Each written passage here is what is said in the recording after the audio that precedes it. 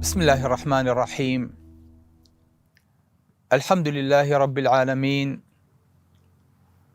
وصلى الله وسلم على سيدنا محمد وعلى آله وصحبه أجمعين. ئەمڕۆ باسێکی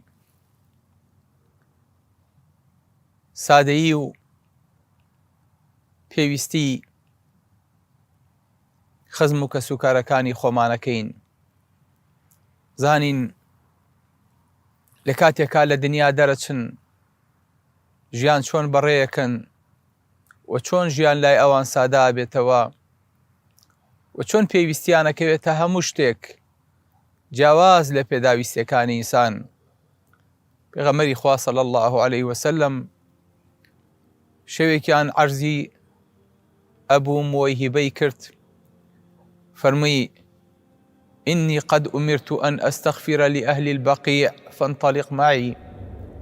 من أمرم پێکراوە کە داوای لێخۆشبوون کەم بۆ قەبرستانی بەقیع کە لە مەدینەیە و یەکەم گۆڕستانی موسڵمانانە.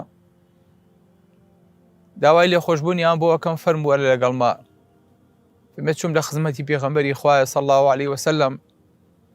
دایمەش پێغەمبەری خوا عادەتی وا بوو کە چوە سەر قەبرستان زۆرە گریا و زۆر دوعای بۆ کردن.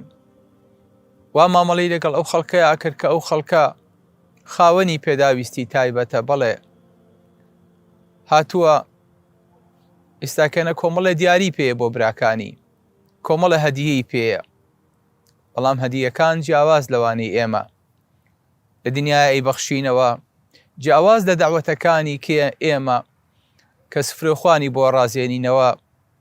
ئەمانە واللهی ئێمە چەند پێویستمان بەوەیە کە خواردن بخۆین، داوەتی یەکتری کەین، یەکتری تێرکەین. واللهی ئەوان زیاتر لەوە پێویستیان بەوەیە کە دوعایان بۆ بکرێ. چاوەڕێن کەسێ دوعایەکی خێریان بۆ بکە، هەدیەیەکیان بۆ بنێرێ. پێغەمبەری خواشت صلی الله علیه وسلم لە هەموو کەسێ بۆ ئومەتەکەی بە تایبەتی بۆ مردووی موسڵمانان بەڕەحمتر بوو.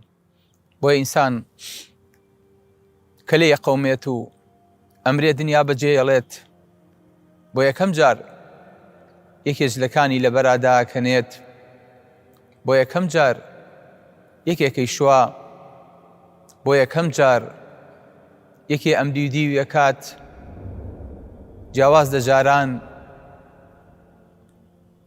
سبحان الله، هیچ دەسەڵاتێکی نییە لە کاتێک ئاخرێتە سەرشانی پیاوان و ئەبرێ بۆ گۆڕستان. ئەگە خراپ بێ خوای گەورە پەنامان با لە یا وەیلەها ئەینە یەذهەبوونە بیها. ئەی قوڕم بەسەر، بۆ شۆ مەبن دەسەڵاتیشی نییە خۆی ڕابسکێنێ و لێیان دەرباز بێت.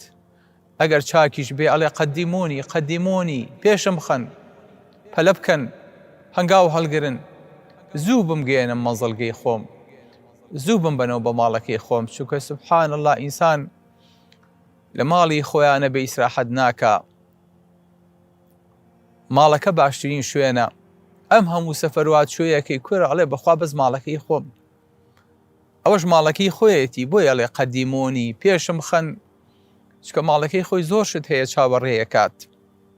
بۆیە مردوو ئەو هەموو فەزڵەی پێدراوە لەبەرەوەی کە لەم کاتەیە لە هەموو کاتێ زەلیتر و بێدەسەڵاتترە.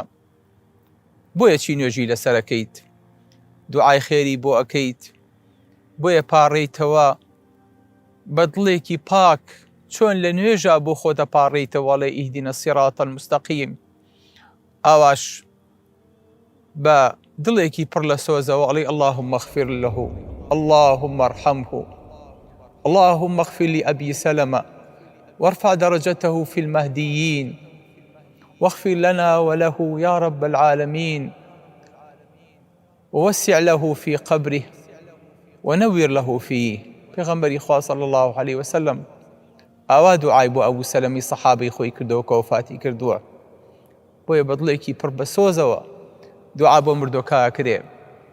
بەڵێ بۆیە سونەتە لەگەڵ یا بچیت، بڵێ خوایە من لەم پیاوە ڕازی بووم، ئێستش هاتووم شفاعەتی من وەرگری بۆ ئەو پیاو لێی خۆش بیت.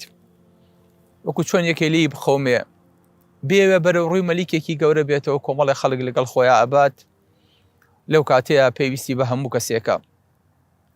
سبحان الله، جارێکیان سەحابەیە لە سەحابەکانی پێغەمبەری خوا وفاتەکە، فەرمێ پێغەمبەری خوا چەند هەنگاوێکی هەڵهێنا نوێژی لەسەرکە. سەحابەکان فەرمیان ئەتوصەلی عەلەیه، ئەی پێغەمبەری خوا نوێژی لەسەرەکەیت؟ پێغەمبەری خوا گومانێکی کرد، فەرمی ئەعەلەیه دەین، قەرزارە؟ فەرمی عەلەیه دیناران. پێغەمبەری خوا وەستا نوێژی لەسەر نەکردوتیان 2 دینار قەرزارە. پەناگرم بەخوا. ئەبوو قەتادە ئەستاوت یا ڕەسوول الله ئەدیناران و عەلەی، 2 دینارێکە من دەفعێکەم.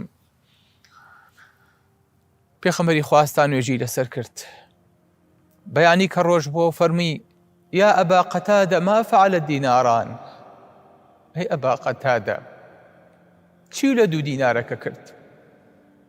فەرمی ئەی پێغەمبەری خوا دوێنێ بوو کابرامان ناشت، تازەیە هێشتا. فەرمی ما فعل دیناران، 2 دینارەکە چی لێ هات؟ فەرمێ بەیانی زوو ئەبوو قەتادە چوو پارەکەی دەفع کرد، فەرمی ئەلئانە بەڕەدەت عەلەیه جیلدوه، فەرمی ئێستا پێستەکەی سارد بۆوە. لە دوێنێوە بە بۆنەی ئەو قەرزەی کە لەسەری بوو ئەکوڵێ ئێستا کە پارەکە بۆ دەفع کرد.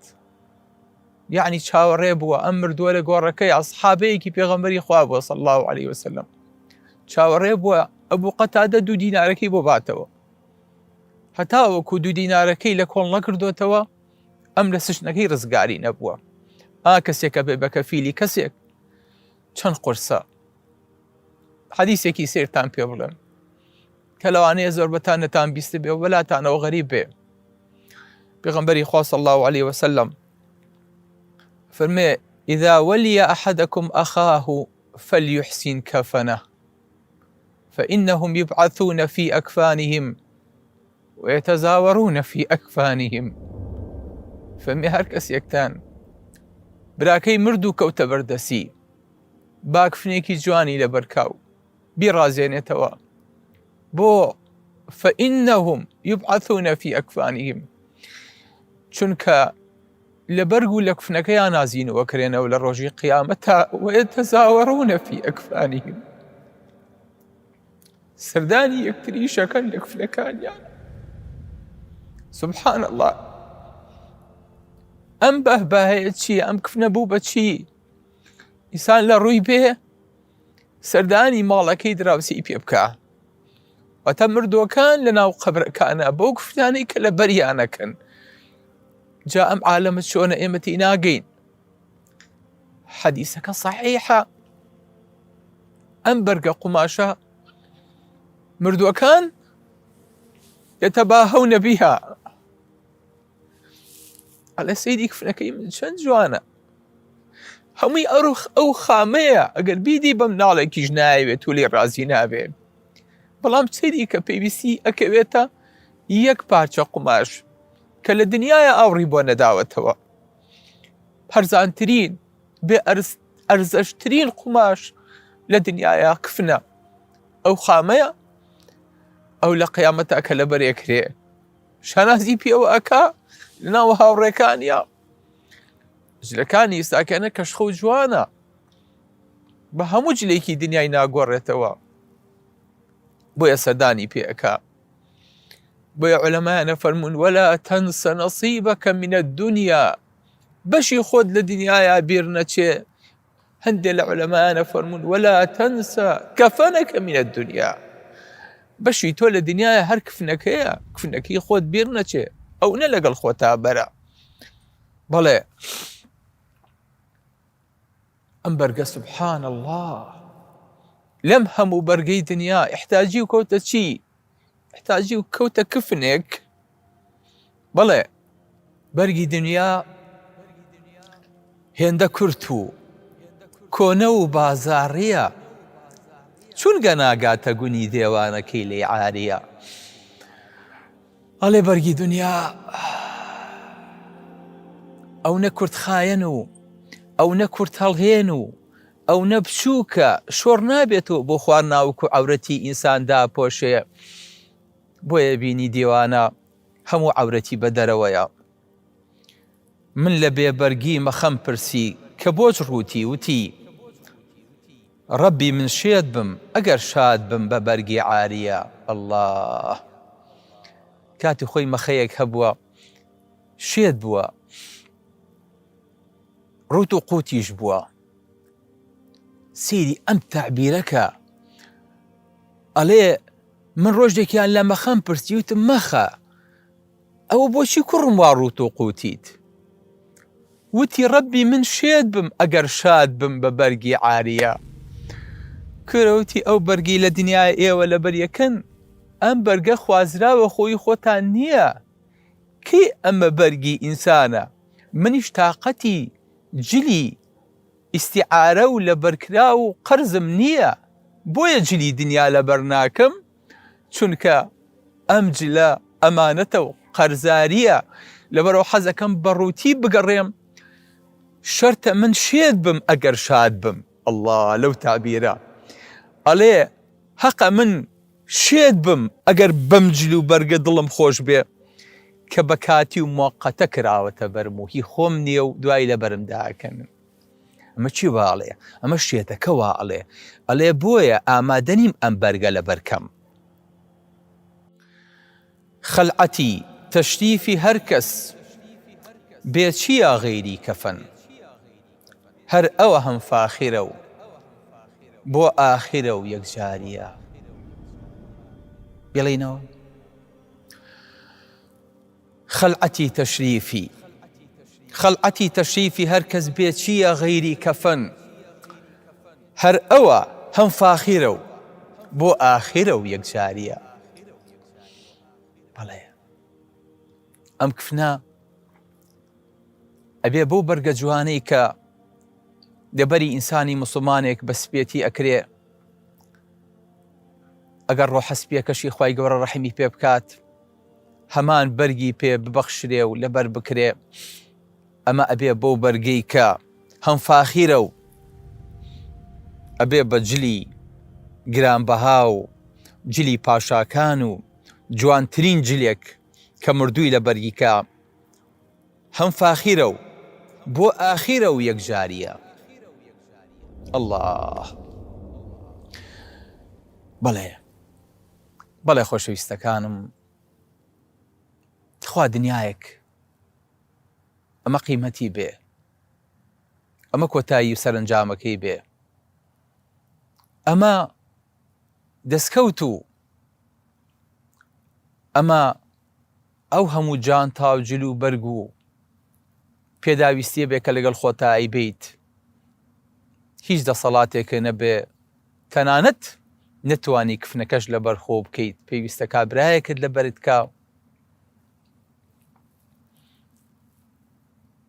بەڕاستی جێ ئەوەیە کە تێڕابمێنین و بۆستین و بزانین ئەو هەموو ڕاکەڕاک و ماندووبوونەمان بۆ دنیا لە ئەخیرا ئەمەمان پێ ئەبڕێ، جێ ئەوەیە نەک جارێک چەند جارێ بۆستین و بیرکەینەوە. سەلام عەلەیکم وەڕەحمەتوڵڵاهی وبەرەکاتوه.